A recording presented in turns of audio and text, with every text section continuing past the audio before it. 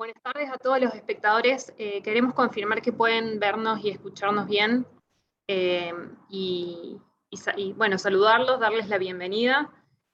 Por el chat pueden escribir cualquier consulta que tengan, así que ahora que ya se están sumando, bueno, bienvenidos y dejen sus saludos y coméntenos de dónde están participando.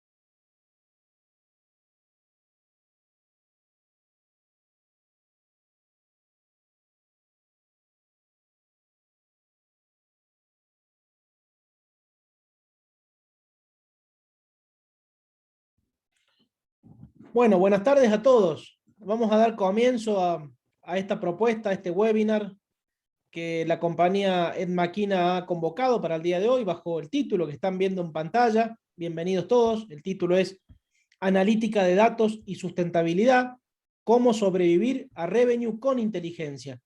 Esperemos que sea un espacio de intercambio, de aprendizaje, donde podamos, bueno, llevarnos todos algo de valor para la actividad en la que estamos, seguramente en el mundo de la educación y en su cruce con la tecnología. Así que bienvenidos, mi nombre es Andrés Palaro, soy director del Observatorio del Futuro de la Universidad Siglo XXI, área en la que intentamos trabajar un poco con esta visión y con esta óptica de lo que es el futuro, de la construcción del futuro, del diseño de futuros, en un tiempo de acelerada transformación, ¿no? Un poco para compartir con ustedes una pequeña mirada inicial y ya presentar a nuestros panelistas. ¿Qué mejor decir de que estamos en un mundo de fuertes y diversas transformaciones, por supuesto, con un vector central que tiene que ver con la revolución científico-tecnológica, la cuarta, también descrita por distintos expertos, y la quinta, ya dicen algunos, ¿no? Cuando emergen nuevas tecnologías con mucha fuerza, entre ellas la computación cuántica y diversas derivaciones de tecnologías que ya conocemos, pero también el fenómeno de la pandemia, ¿no? Que estamos transitando y que quizás estamos ya, gracias a Dios, en sus etapas finales o sus momentos finales, si Dios quiere, a raíz del éxito en los procesos de vacunación y, por supuesto, en relativo control de las variantes nuevas del virus que parece haber. La pandemia, por supuesto, ha generado un fenómeno donde la disrupción digital se ha acelerado, donde nos hemos dado cuenta que muchas de nuestras actividades pueden tener una mediación tecnológica mucho más activa, mucho más dinámica y de mayor adopción por distintos sectores, quizás de la que esperábamos cuando alertábamos que esto iba a suceder a la luz de una curva de transformación no tan disruptiva. Y ahí en el medio de estos fenómenos están distintas postales que podríamos conversar, ¿no? Las nuevas economías, con todo su fenómeno de impacto, de triple impacto, a raíz de combinar mejor lo social, lo económico, lo ecológico, el mundo de la transformación del trabajo, ¿no? Con todas las nuevas modalidades, las nuevas habilidades, y estas incógnitas que hay hacia adelante acerca de cómo vamos a trabajar, a crear, a innovar, tan imbrincados y mezclados con los artefactos tecnológicos, los dispositivos y los software que hoy tenemos a disposición. Y por supuesto, en ese camino, en ese trayecto, la educación, ¿no? La educación desafiada a repensarse y adoptada como una actividad de por vida, ¿no? No ya como quizás tan acostumbrados estábamos en el siglo XX a ver la educación como una parte de nuestras vidas para justamente después salir al mundo laboral y dedicarnos a cosechar lo que habíamos aprendido, ¿no? La educación hoy, en este mundo en franca transformación y aceleración, es más que nunca una actividad de por vida, con distintas instancias, con distintas modalidades, con nuevas cápsulas, con nuevas metodologías, con nuevos contenidos, con nuevas plataformas, con una verdadera revolución que hay en torno al mundo de la educación que tenemos cada vez más a nuestra disposición de manera cada vez más democrática, más accesible, y eso quizás es lo más interesante de este fenómeno, ¿no? Que tiene todas las posibilidades de ser masivo en momentos en que el mundo necesita de manera muy vital transformar las habilidades de las personas para lo que viene. Entonces, un poco este primer intercambio, este primer, mejor dicho, mensaje de introducción, hacemos foco en la educación, ¿no? Mezclada con tecnologías, esto que hoy ya se conoce como EdTech, como la tecnología y la educación en un sector renovado, que tiene nuevas propuestas de valor, nuevas organizaciones, nuevos actores, y por supuesto que aquí todos estamos muy entusiasmados con digamos, nueva perspectiva de la noble y trascendente función de educar y formar personas, ¿no?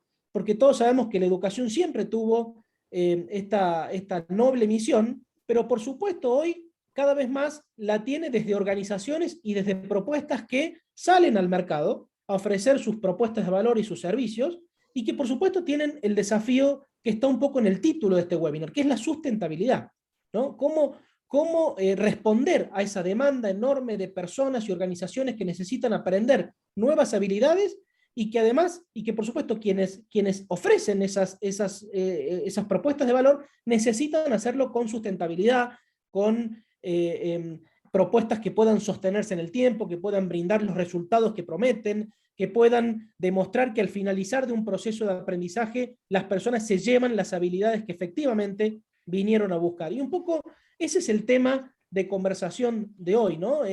La educación desafiada a capturar esa oportunidad y ese desafío que el mundo tiene de que el siglo XXI sea realmente un siglo de oportunidades masivas para el progreso colectivo en un mundo que será tecnológico, ¿no? Que nos encontrará desafiados a entendernos y combinarnos con las tecnologías de maneras renovadas y especiales.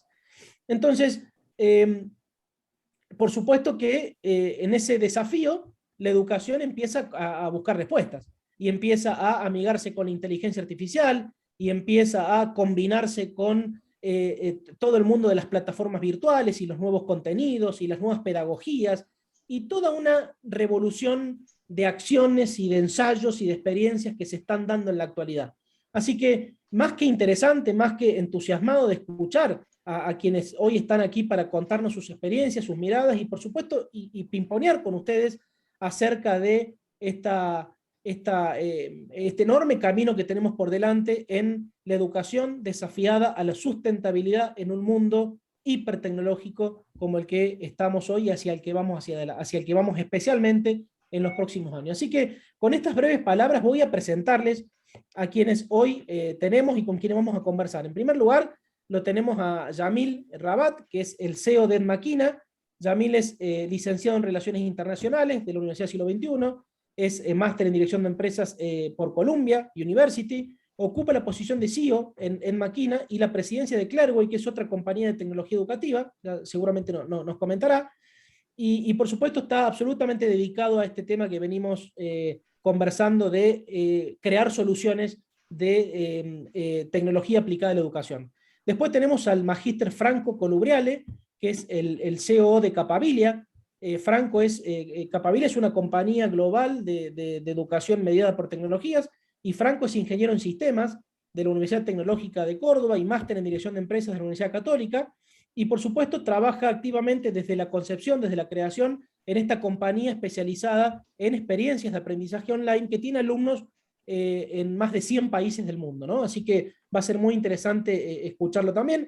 Y finalmente Santiago Seri, que es el CEO de Lead Educate. Santiago es graduado de Administración de Empresas de la UBA, Argentina, tiene un background corporativo y en consultoría muy desarrollado, y lidera hace más de 10 años la operación de esta compañía enfocada en brindar soluciones digitales a universidades e instituciones educativas de Latinoamérica en todo lo que tiene que ver con el marketing educativo y con la generación de enrollment exitoso en dichas compañías. Así que bueno, bienvenidos a los tres. Va a ser muy interesante conversar y en esa línea y con la breve introducción de este contexto, de este entorno tan desafiante que un poco les he propuesto, yo abriría el juego preguntándoles a ustedes cómo lo ven, si coinciden con esta mirada de que una de las notas destacadas de este momento es que el entorno desafía la sustentabilidad de las organizaciones educativas y por qué, sucede eso, ¿no? ¿Cuáles son las características o la mirada que ustedes pueden tener acerca de por qué es un momento tan especial para construir sustentabilidad en las organizaciones educativas? ¿Querés, Yamil, arrancar con tu mirada? Por supuesto. Antes que nada, Andrés, te agradezco la presentación, le agradezco a los participantes haberse sumado, quienes nos ven desde lugares como República Dominicana, Chile, Mar del Plata, Argentina, Salta, y por supuesto agradecerle a Santiago Seri y a Franco que han colaborado con este espacio que oficiamos desde Máquina para de alguna manera encontrarnos con perspectivas que describiste, Andrés. La pregunta que me referías tenía que ver si compartíamos una visión sobre esto, y me refiero a esto, al título de este webinar, que básicamente trata sobre el revenue y cómo podríamos tomar un indicador que aglutine hoy una problemática que es existente y el por qué. Y en ese sentido, yo quiero hacerte una mención, digamos, de cómo nosotros llegamos a la construcción de Máquina y qué problemas identificamos, digamos. Y en ese sentido, hay un antes y un después de este fenómeno que está haciendo aún el COVID y la pandemia y sus múltiples manifestaciones.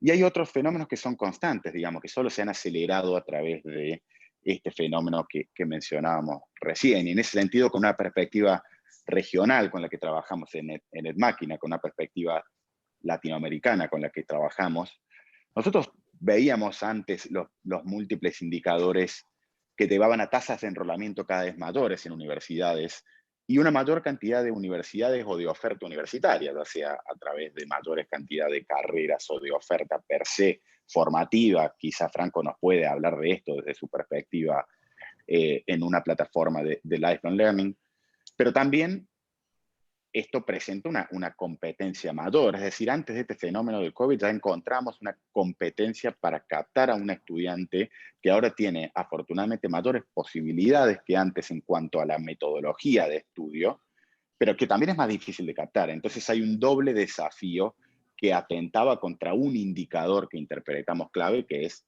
las tasas de enrolamiento. Nosotros recordemos que en Latinoamérica hay una enorme dependencia de las instituciones educativas o de educación superior, mejor dicho, al enrollment, porque hay en general, digamos, salvando algunas excepciones, poco apoyo para el fondeo, hay poco apoyo gubernamental y hay poca en general deuda estudiantil. Entonces hay una gran dependencia de las instituciones educativas al enrollment y por supuesto a la retención del estudiante durante todo su proceso y toda su carrera.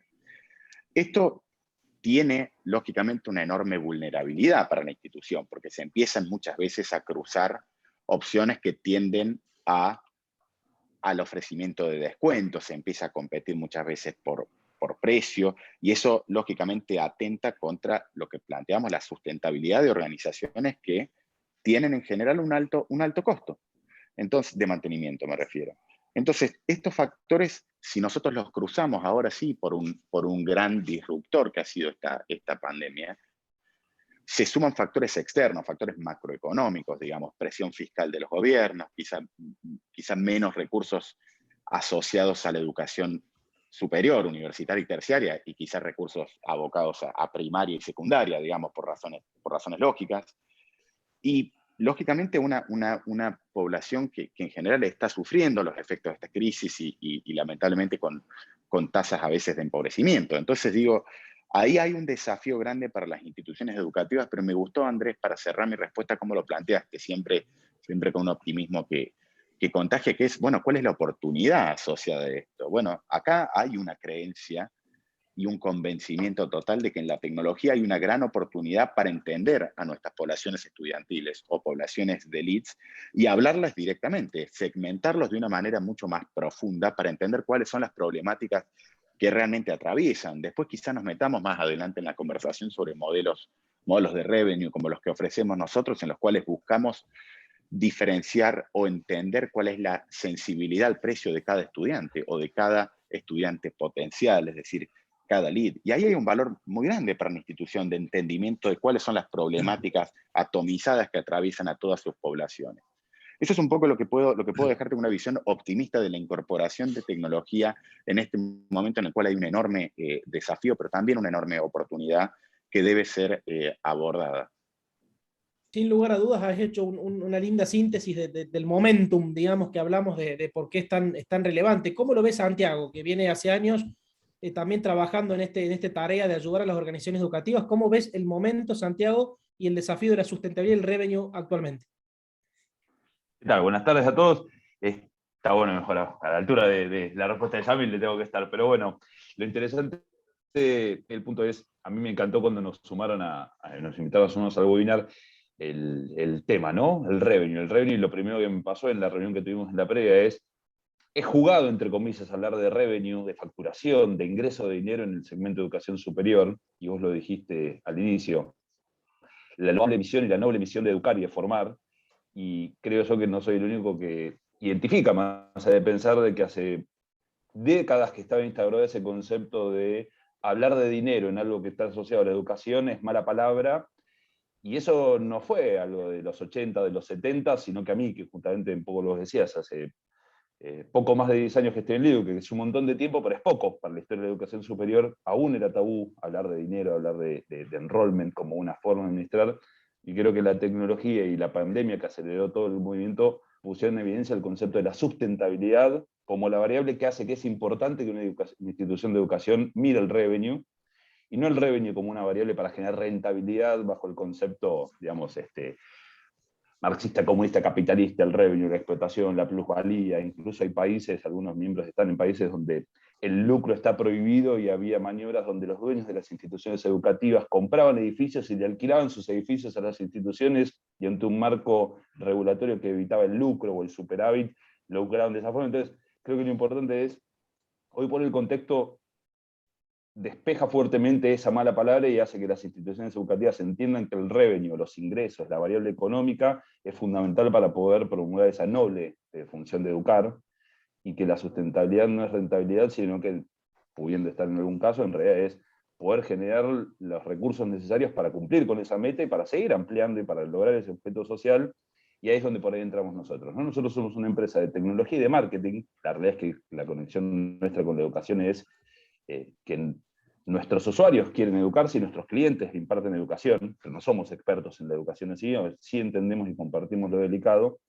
Por ende, desde nuestro lugar lo que tratamos es de aportar, siempre bajo una visión ética y de respeto de la propuesta educativa, visiones de negocios, de management, de marketing, para contribuir a que haya una sustentabilidad del negocio, donde es clave administrar los procesos de enrollment, que es donde nos enfocamos, que creemos que es una de las dos patas del revenue. Luego podrá hablar Franco, Yamil, con más profundidad de la variable de la retención, ¿no? Porque inscribir 1000 alumnos sin que perdamos 700 el primer mes, poco va a contribuir al revenue, hasta muy probablemente contribuya a la no sustentabilidad por una estructura sobredimensionada para una institución que luego quedó ociosa. Pero bueno, no me quiero ir por las ramas. Y sí, un poco el punto es, después podremos ver si les interesa más específicamente dónde están las visiones, etcétera, pero la forma de administrar el enrollment requiere de buenas prácticas de tecnología y cada vez más de análisis de datos, y ahí es donde, de nuevo, la información aplicando la tecnología, aparecen cosas como inteligencia artificial o la analítica de datos que permite optimizar. Y a grandes rasgos nosotros, y por ahí con esto ya voy cerrando, en nuestro expertise, que es contribuir de cero a una camada, una corte llena para empezar a cursar, hay dos grandes momentos donde la tecnología y el análisis de datos son muy importantes. El primero es para captar alumnos. La historia era abro las puertas y vienen los que les interesa estudiar, y ya hace un par de años todo el mercado y la educación superior en su conjunto sabe que hay que salir a buscar y también saber dialogar con los que se acercan. Entonces el primer punto es, ¿dónde están esos posibles alumnos míos? dónde debo estar, qué debo hacer, y por supuesto la variable costos, no todo cuesta lo mismo, y en realidad el costo nominal de cada cosa es el valor que aporta. Entonces, en dónde estar y a dónde dirigir las acciones para lograr llegada y captar interesados, leads en nuestro negocio, ¿no? Posibles alumnos. Y la segunda parte es, ok, es que ya tenemos esos posibles alumnos que tienen algún nivel de interés en nuestra institución educativa, ¿cómo logramos articular nuestra relación, nuestra comunicación institucional con cada uno de ellos para lograr justamente el mejor resultado de incorporación y tal vez a la inversa del enrollment? El otro día creo que compartíamos con Yamil. Tal vez el enrollment dice que aquellos que tienen mayor interés y mayor afinidad con nuestra institución, nosotros como institución deberíamos poner todos los cañones en esas relaciones y profundizarlas para lograr la matriculación. Y tal vez cuando uno piensa de la retención es al revés, ¿no? Tal vez con aquellos que sabemos que están con más afinidad y con mayor nivel de engage con nuestra institución, tal vez deberíamos mantener una relación y un vínculo permanente, pero no necesariamente destinar acción, horas hombre y músculo personal. Entonces, ahí es donde conceptualmente a dónde apuntar y cómo distribuir nuestros esfuerzos es que yo veo que en esto del enrollment como variable central para contribuir al revenue o a los ingresos de la institución educativa, juega un rol clave, y hoy el mercado está listo para hablar de eso, y bueno, podemos en un ratito, verán que no me cuesta hablar, pero ver cuáles son estrategias tácticas o acciones puntuales que pueden contribuir con ello. Perfecto, Santiago. Ya vamos a entrar un poco en temas más específicos. Para completar la rueda, Franco, ustedes son en sí mismos una expresión de este cambio de paradigma, ¿no? Porque como organización nueva y también trabajando con universidades, directamente salen al mercado a ofrecer la propuesta de valor y conseguir resultados, ¿no? Sí, sí, así es. Bueno, buenas tardes para todos, gracias por estar allí. Y realmente yo los escuchaba y creo que hilando un poquito lo que estamos comentando, todo este contexto general del COVID, de la tecnología que atraviesa la educación, de esto que comentabas vos, Andrés, de que ya el hecho de estudiar no es más una etapa de la vida, sino que es una actividad continua. Y nosotros de Capability, enfocados en el Lifelong Learning como OPM, encontramos en esta coyuntura del COVID una gran oportunidad. ¿Por qué? Porque muchos de nuestros partners de plataforma de contenidos se vieron en distintas situaciones en las cuales los usuarios, ¿sí?, nuestros potenciales alumnos, estaban inicialmente durante los primeros meses de la pandemia, una alta predisposición a estudiar, ¿sí? Hubo un momento muy oportuno, ya que la gente estaba de alguna manera en sus casas y se enfocó en las distintas propuestas de contenido. Entonces, surgió allí la necesidad de seguir esta tendencia, lo cual no es fácil, porque también lo citaba Yamil y Santi, de que la competencia en cada una de las líneas, inclusive en esta, en lo que es aprendizaje para la vida o en la educación continuada, cada vez, mes a mes, se fue incrementando. La oportunidad creo que se dio en gran medida para todas estas instituciones, el momento en el cual tal vez los revenues primarios entraban en baja, encontrar aquí un nuevo stream de revenue, ¿sí? Y así es como lo vimos con varios de nuestros partners y universidades con las que trabajamos. Entonces nos empezamos a enfocar en cómo esta nueva línea, este nuevo stream de revenue, podría de alguna manera complementar la situación por la que estaban viviendo el shock inicial. Yo creo que después, con el transcurso de los meses, todas las instituciones se fueron acomodando a la pandemia, a las modalidades distribuidas y demás, y la competencia cada vez fue mayor. Nosotros, así como dato, seguimos viendo en cuestiones puntuales, ¿no? En el costo de un lead, en los costos de adquisición, un estrés tremendo. Y como comentaban ustedes, la manera de trabajarlo es con un altísimo nivel de profundidad en la data, en mirar cada una de las acciones, en mirar cada uno de los segmentos. En Capability nosotros en este momento tenemos alumnos de más de 160 países, entonces allí las realidades del COVID, de los ingresos, de los momentos, ¿no? Porque hubo momentos de picos en cada uno de los mercados, fueron muy complejas. Entonces nos tuvimos que valer de muchísima información muy, muy segmentada en cada uno de los mercados para poder ir tomando acciones, ¿sí? Pero de todas maneras, creo que el aprendizaje que tomamos de este tiempo es un capital para seguir trabajando y seguir profundizando, sin duda, en esta línea. Así que siempre la vista positiva de esto que tuvimos que pasar de alguna manera a la fuerza, ¿sí? Así Perfecto. que en ese camino vamos, ¿sí? No vamos a profundizar, Franco, pero bueno, está planteado el desafío, está planteada la oportunidad, el contexto, el foco en el revenue, en la sustentabilidad. Vamos un poco a hacer zoom en la tecnología, en las soluciones, ¿no? ¿Qué viene a aportar? ¿Qué viene a aportar la tecnología en general, la inteligencia artificial en particular, a este desafío, a este proceso, ¿no? Que quizás años atrás no teníamos estas posibilidades de usar, o mejor dicho, era más complejo, era más difícil. Ustedes dirán, abro con Yamil. ¿Qué viene a plantear y ofrecer la tecnología y la inteligencia artificial en particular a este desafío? Mira, a ver, yo creo que el primer desafío, lo planteas en términos de desafío y tiene mucha agregación de valor, pero me quiero concentrar en el desafío que tiene un orden cultural que es difícil obviar, digamos, en este sentido.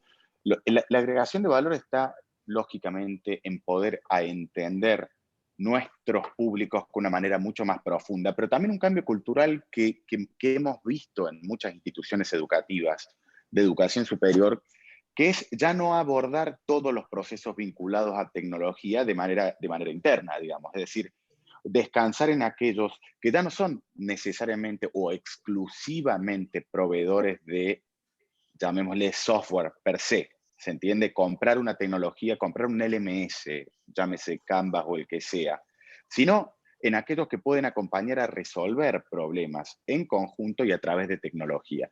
Es el primer cambio cultural que nosotros hemos notado y creemos que hay que traerlo a la mesa y seguramente quienes me acompañan en este webinar tienen mucho para decir. Ahora bien, a la creación de valor per se, la creación de modelos predictivos permite a uno entender a un estudiante o a un estudiante potencial durante todo su ciclo de manera mucho más profunda y en consecuencia a ello, actuar de manera mucho más personalizada. ¿Por qué hablábamos del tema del COVID y lo poníamos en un esquema que han compartido, sin ir más lejos, todas las instituciones educativas, digamos? Generar muchas veces engagement con aquel estudiante que se encuentra cursando su carrera a través de la tecnología, que cada vez nos regala más posibilidades como instituciones educativas de conectar con el estudiante. La experiencia es cada vez mejor año a año.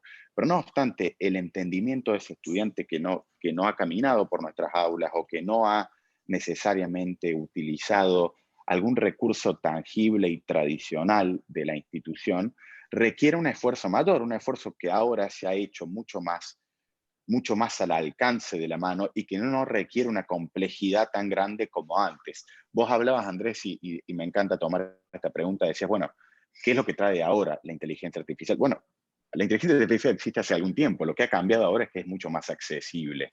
Y que sea accesible significa que la institución educativa cualquiera no debe estar a un nivel de desarrollo tecnológico avanzado como para poder plantearse trabajar con modelos predictivos, al menos en el caso en el que trabajo yo, que es analítica de data avanzada desde máquina.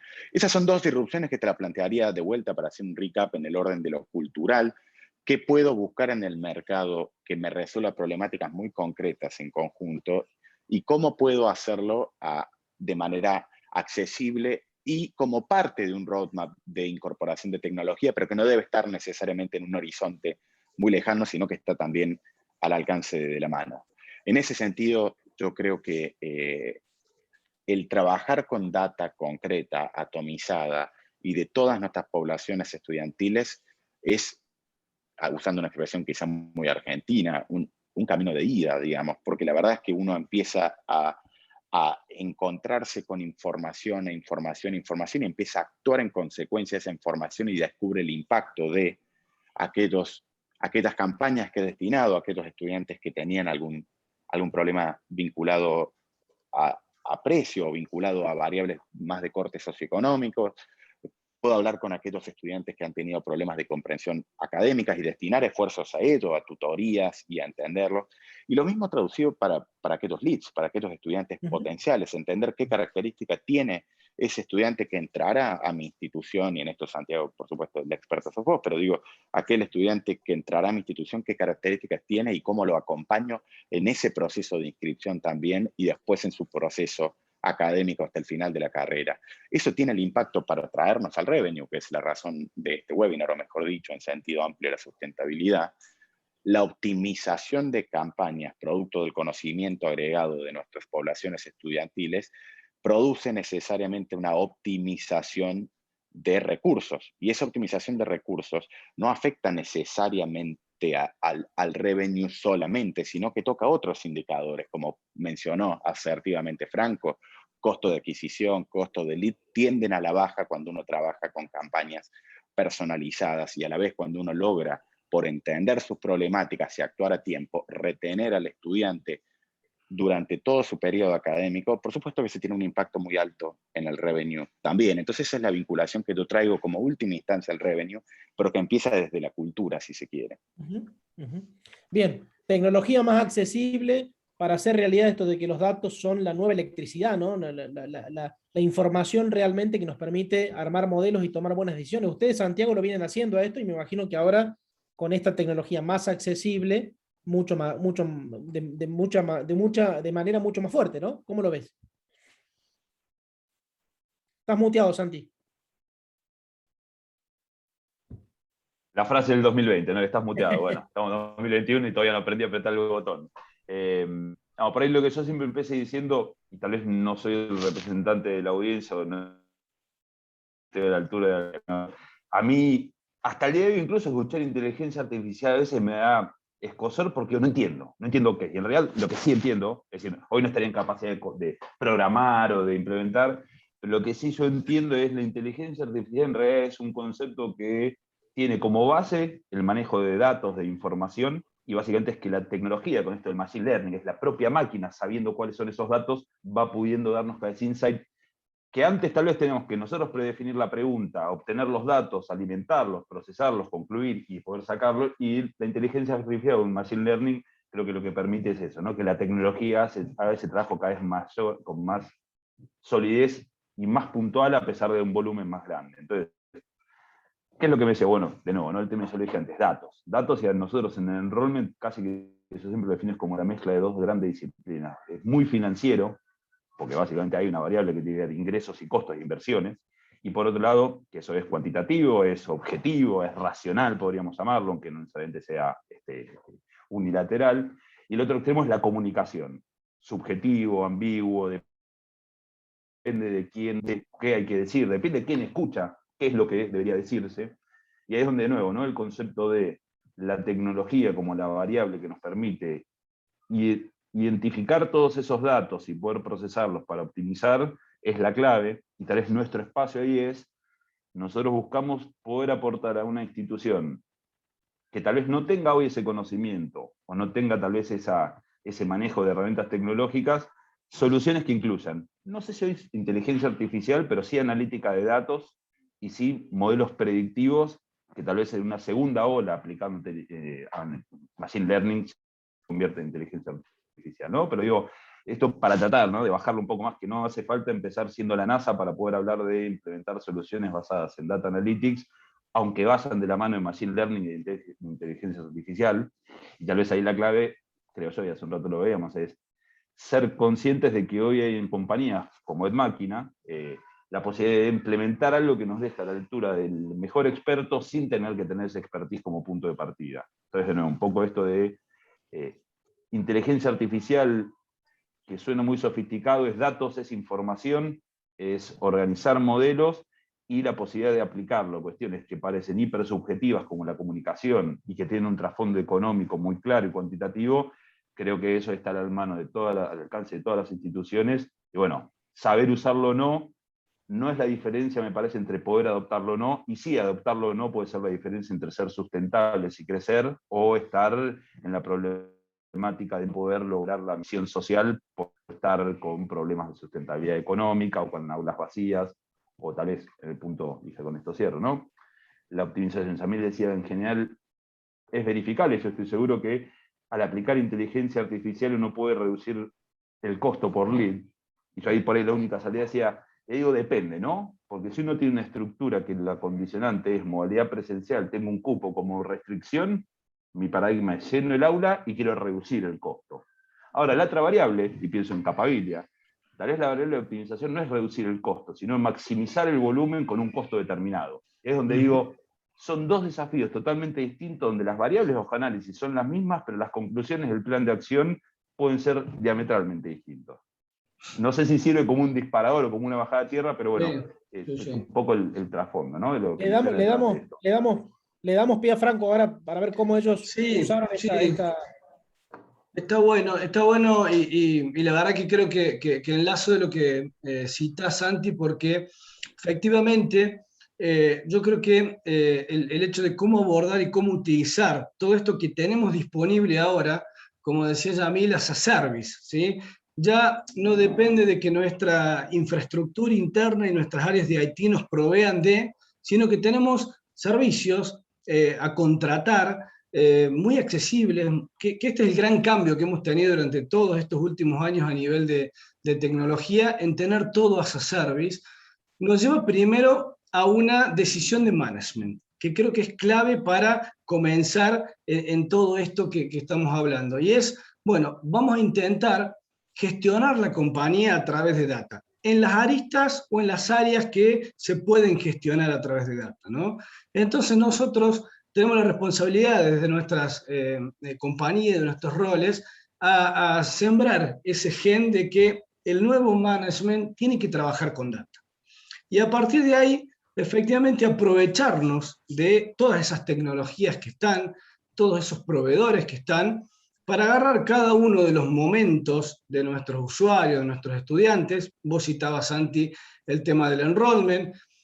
Podemos citar también el tema de o los distintos tópicos que van durante el cursado, pero nos ha pasado también en Capabilia en este tiempo, y se ha acelerado muchísimo, en que el análisis de data nos ha llevado a modificar productos de una manera contundente y a poder impactar en el revenue con ese producto.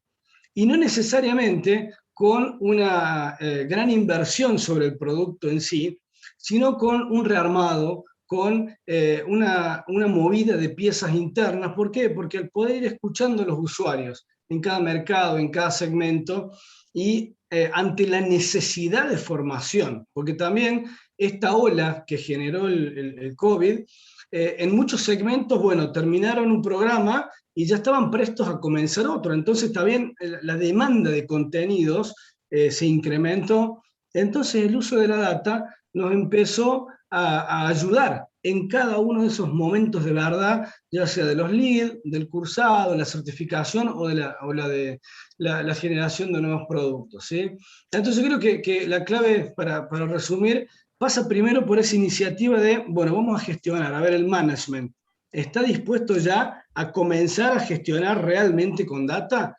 Superado ese tema, como decía Yamil, como decían ustedes, bueno, es un proceso, ¿no? Vamos a empezar con alguna parte del proceso, a meterle data, y a partir de ahí en algún momento llegaremos a los modelos predictivos y al uso full, como decía Santi, de la inteligencia artificial. Pero hay un camino que creo que es el que tenemos que comenzar, ¿no? Bueno, ahí perdóname, Andrés, justo no quería perder el hilo, perdóname que te interrumpa. Ahí un poco el objetivo que nosotros tenemos al sumar a Franco y a Santiago y las instituciones que representan era encontrar un poco convergencia y transversalidad en problemáticas que hoy pueden ser resueltos a través del uso de la data agregada, y en consecuencia la inteligencia artificial, y cómo disponibilizar de manera simple una información que en el agregado se complejiza para que las instituciones hagan su fruto de eso. Y me remito al caso particularmente de Capabilia, una compañía que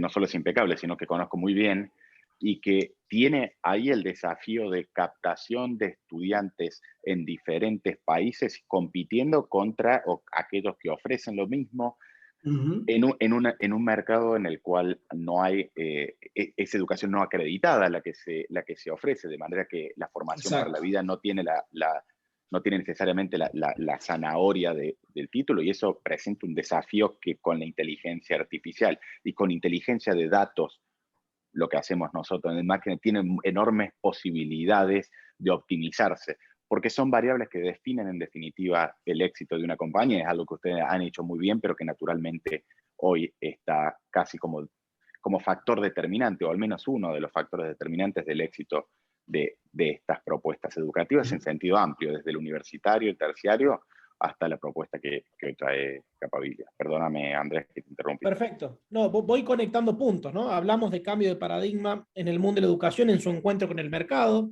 hablamos de tecnología más accesible, hablamos de la posibilidad de apoyarse en este tipo de proveedores especializados, hablamos del cambio de mindset, del management. Entonces, conecto con una pregunta del público y ya abro y digo, bueno, si todo esto se da, ¿por dónde arrancar? ¿No? ¿Cuál es el piso que una organización debiera tener para empezar a interactuar con ustedes y decir, quiero ir hacia esas soluciones de base tecnológica para optimizar mi revenue?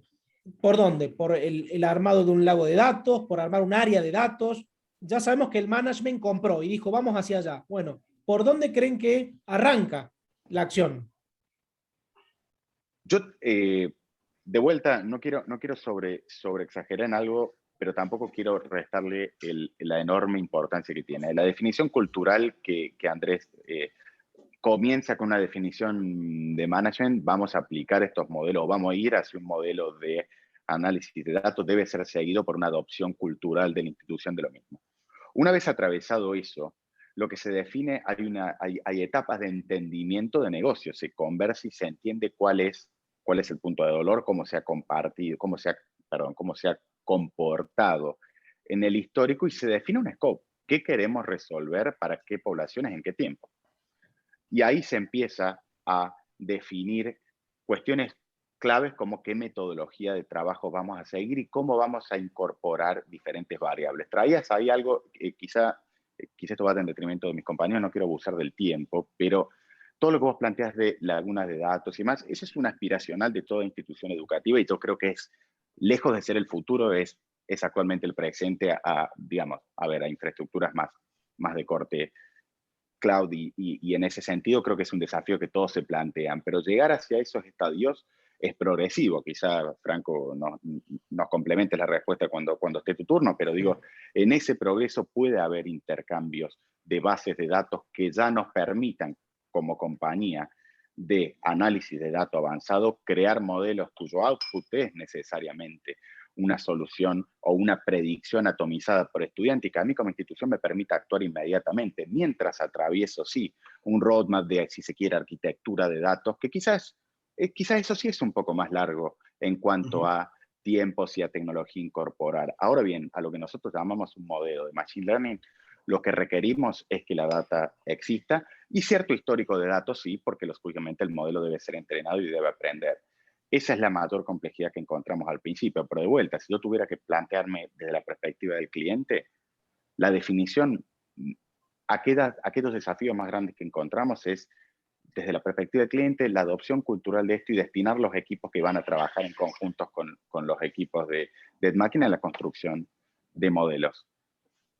Andrés, si me permitís, crear un MVP para un modelo y su disponibilización. Nosotros tenemos nuestra propia plataforma que es de rápido acceso para el cliente, pero aún fuera en un tipo de disponibilización distinta que eligiera algún cliente, algún tablero de Power BI, por ejemplo, que es algo que hemos encontrado muy extendido en instituciones educativas. Nosotros en EdMáquina trabajamos con entregas de MVP entre 2 y 3 meses, y eso es de rápido uso para el cliente. Dentro de un mismo periodo, si se quiere, de inscripción o de retención, uno puede ya obtener información atomizada, y ahí hay valor, ¿se entiende? Y eso está en convergencia a lo que hablábamos anteriormente de cómo se hizo esto más accesible, tanto en tiempos como en costos. Qué bueno que lo mencionás, porque otra de las preguntas del público hablaba de tiempos, ¿no? Si estas soluciones son de largo plazo o se pueden ir, como hoy en la cultura del Lean Startup y de Agile, se pueden ir desarrollando. Vos, Santiago, ¿cómo lo ves a este tema de que hacíamos referencia recién de por dónde arrancar o cuál sería el piso de una organización para meterse en estos temas? A ver, como decía, no soy experto en el tema de inteligencia artificial, pero en mi cabeza estructuré esto en 2 o 3 partes. Una, inclusive hay uno de los participantes que hacía la pregunta, ¿no? ¿Cuál es un buen lugar para aprender? Y en realidad es, bueno, está el conocimiento conocimiento propio de cómo se manejan los datos y cómo se gestionan los datos, entender el concepto. Vos mencionaste antes del pasado el Data Lake. Data Lake en realidad es un concepto de, antes se llamaba Big Data, Data Mining, Data Analytics, distintos nombres que le ponen básicamente es de cómo se debe estructurar una buena gestión de datos. Ese Data Lake conceptualmente es como una gran base de datos que se nutre de diversas fuentes, en nuestro caso para citar ejemplos, ¿no? Nuestro Data Lake toma información de Google Analytics, de AdWords, del panel de pauta de Facebook, de Instagram, de las redes de afiliados, de nuestro back office. Entonces, conceptualmente creo que uno de los puntos es poder tener el know-how propio y no para crear los elementos de un software de inteligencia artificial o de Big Data, pero sí para poder administrar los datos y entender, porque por más de que esté en máquina, Power BI, libro que quien sea, la necesidad de entender la empresa y obtener esos datos es interna y está en la compañía. Entonces, ahí creo que hay uno de los puntos que es entender el modelo de datos, cuáles son las variables que impactan, que hay un consultor, un experto como Ed Máquina puede ayudarte, pero administrar la fuente de esos datos. La otra es esto, de tener el conocimiento de cómo se administra esto y poder hacer algo que en el mediano a largo plazo es casi inevitable que esté dentro de la organización y al principio podrá delegarse. Y después un poco también esto que yo mencionaba, ¿no? No necesariamente pensar que manejo de datos de solo inteligencia artificial y que no significa hacer algo in-house, ¿no? Sino que no, creo que la inteligencia artificial, con la licencia del desconocimiento que me doy, es una sofisticación de prácticas y que sí, tal vez requiere un expertise externo. Entonces yo digo, está el humano, la persona, el experto que conoce la organización, el modelo de datos y que puede facilitar el acceso a la información. Están los sistemas a la tecnología, Power BI, distintas herramientas para Data Lake, etc. Y después está justamente el proceso de creación de valor, que tal vez a mí lo mencionaba en el MVP, ¿no? En modelar algo que apliquemos ese conocimiento de la gestión de datos de la organización y las fuentes de datos puntualmente con un problema, creo que también se me lo decía, tiene que haber una necesidad clara, todo esto debe partir de una necesidad, no es que construir los datos per se, al construir el modelo de datos empieza a surgir la necesidad, sino al contrario, con una necesidad clara el modelo de datos puede decir dónde están las puntas para abordar eso.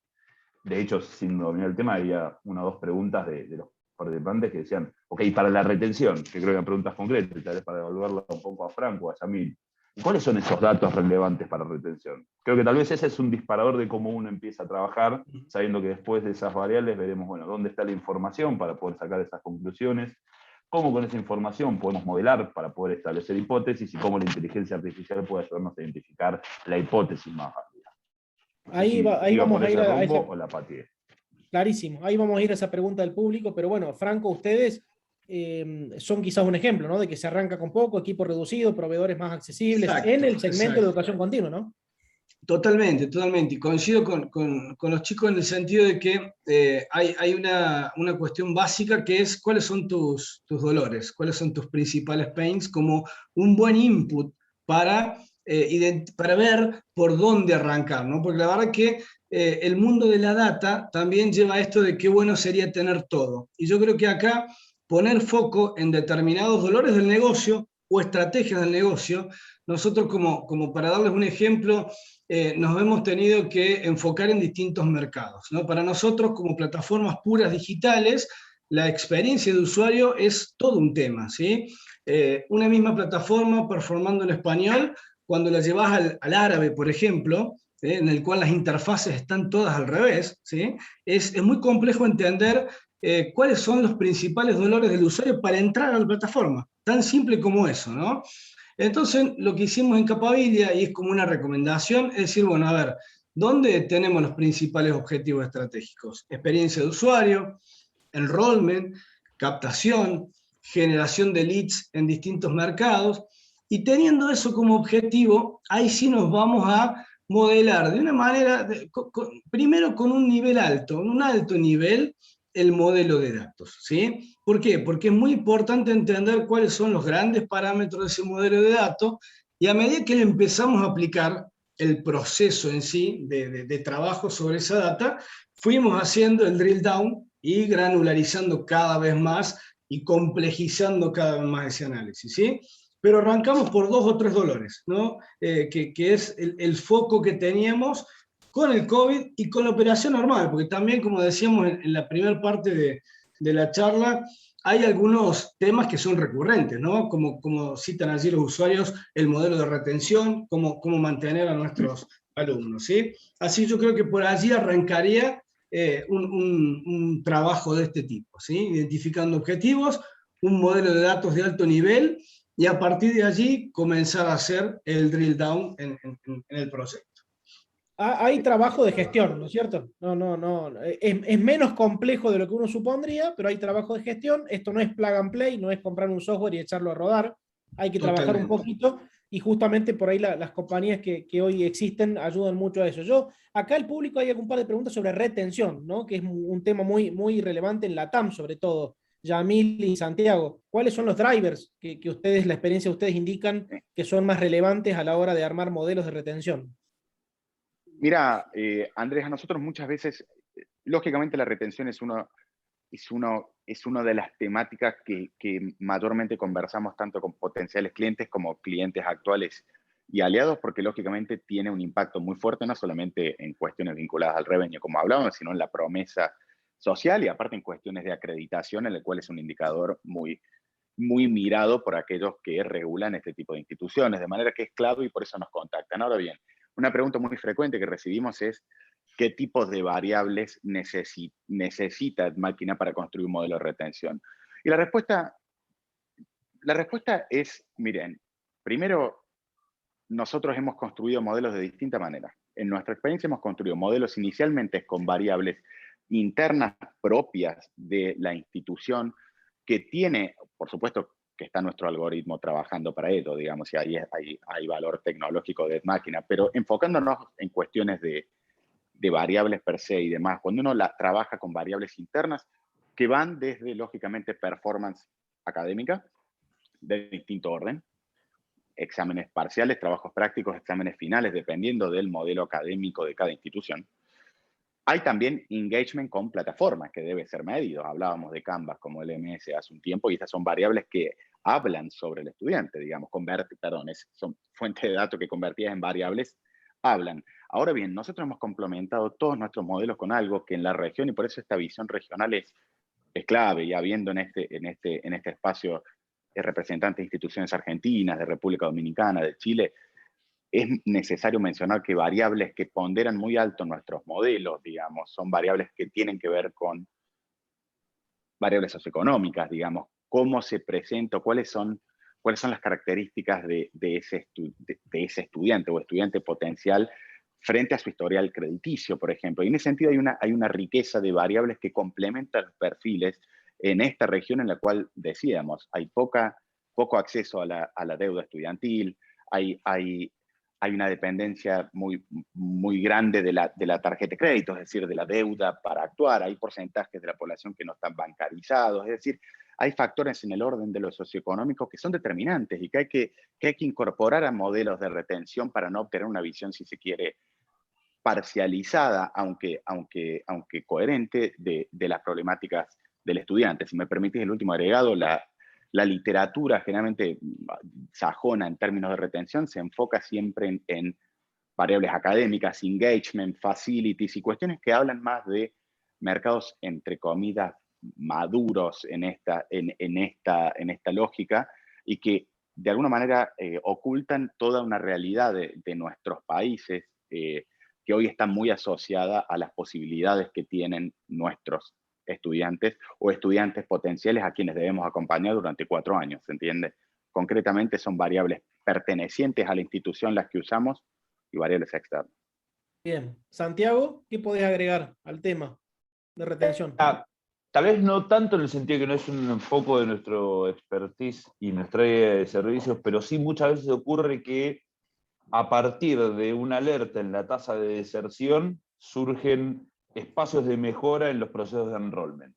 Un poco lo que decía, ¿no? Tal vez los motivos de la deserción pueden ser diversos, pero muchas veces cuando uno puede clusterizar y puede sacar un patrón de que una proporción importante de los ingresantes en determinada corte o determinada estrategia desertan, por ahí pone el foco, porque yo me imagino, ¿no? Podría ser, también mencionó el LMS, la herramienta de tecnología. Pienso en una universidad que es una carrera virtual, puede incidir la metodología de enseñanza o la propia plataforma, el engagement, la retención, y sin duda serán variables propias de la gestión, digamos, académica o de tecnología, pero también a veces el analizar la retención puede mostrar que estamos trabajando mal el enrollment. Ejemplos podrían ser justamente, yo a veces ponía una situación muy puntual, no sé cuánto toca, pero era muy palpable el ejemplo, ¿no? Hablaba con la responsable de una academia que impartía la especialidad de enfermería. Y me decía, mira, yo no tengo problema con la matriculación, la verdad que se llena, y en Argentina puntualmente, creo que en todo el mundo hay carencia de enfermeros, pero en Argentina inclusive es casi gratis estudiar, o hay un sistema de becas muy importante y una alta demanda laboral. Entonces, desde ese lugar hay muchas cuestiones advertidas. Es corto, es salida laboral garantizada y es casi, digamos, gratuito estudiarlo. Pero ¿qué me decía esta persona? Cuando los términos de las N clases se ponen en contacto con la sangre, porque básicamente enfermería es estar en contacto con la situación de emergencia, ¿no? Ahí se caían todos. Claro, de eso es lo que te da el punto. Y hay que trabajar muy bien en la prospección, en la incorporación, como decíamos, ¿no? Para que sobredimensionar la primera materia en 400 alumnos y para la segunda van a quedar 40. Mejor filtremos, tal vez, 300 de esos 400 y aspiremos a que en la segunda cuatrimestre tengamos 100 en vez de 40. En 100 se quedan todos. Entran 100 y se quedan 80 en vez de que entren 400.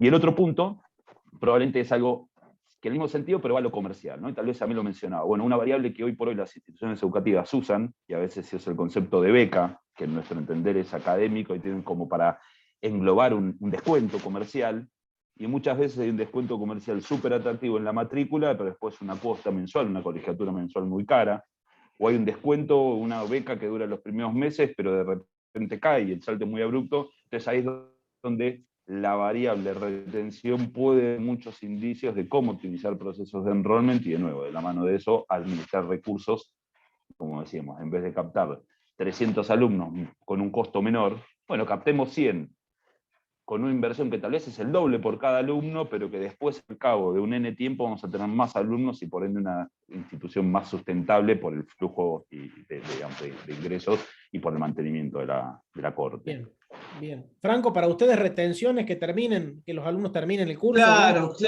claro. Nuestros ciclos de educación son más cortos, ¿no? En promedio de 1 a 4 meses, hasta 8 meses, pero digamos que la media está en 4 meses. Así que el gran desafío es en trabajar de manera predictiva en esos eventos que nos dan la pauta de que el alumno puede no terminar. Y ahí entran, imagínense en la arena internacional con el tema de los pagos, ¿no? El seguimiento de los distintos mecanismos de pago para que vaya en línea con las 2 o 3 cuotas, porque es lo que compone a un certificado, un programa de 4 meses. Entonces creo que el gran trabajo en la data estuvo allí, ¿sí? Y seguimos profundizando, porque inclusive hemos podido, a través del análisis, comprender los distintos tipos de estudiantes que tenemos en cada una de las plataformas, ¿sí? Hay estudiantes más afines al seguimiento del profesor, al seguimiento del tutor, hay estudiantes que trabajan más de manera autónoma, si bien tienen el profesor, el tutor en plataforma, no son dependientes. Entonces, a través de la data fuimos armando distintos modelos de seguimiento para cada uno de esos segmentos o instancias que nos permiten llevar ahí con rienda corta la situación del estudiante, porque cuando pestañeamos ya se terminó el programa, ¿sí? Y cuando lo logramos hacer, y esto a través de los años lo hemos optimizado, aparece en nuestro escenario la recompra, ¿sí? Porque efectivamente el alumno que hace un buen programa de 4 meses, de 1 o 2 meses, si está bien guiado y hemos manejado bien esos momentos, queda muy propenso a continuar su educación, ¿no? Entonces, allí donde está nuestro foco, por mercados y por segmentos de una manera muy, pero muy específica, y como decías vos, Andrés, recién, con mucho trabajo y mucho análisis arriba, ¿sí? La data está, pero después efectivamente hay mucho trabajo sobre esa data para entender estos comportamientos. Buenísimo, buenísimo. Bueno, estamos más o menos en tiempo. Yo he ido tomando inquietudes del público y las he ido incorporando al diálogo, sobre todo en los temas de tiempos para implementar estas cosas, de la complejidad, de los datos relevantes para retención. Diría que para ir cerrando le pediría a Yamil, como titular de una compañía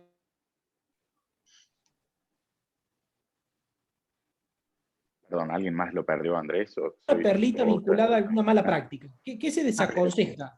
Perdóname, Andrés, justo se detuvo tu imagen y tu sonido para Ahí todos, estoy. con lo cual perdí la pregunta. ¿Ahora estoy? Ahora sí. Está.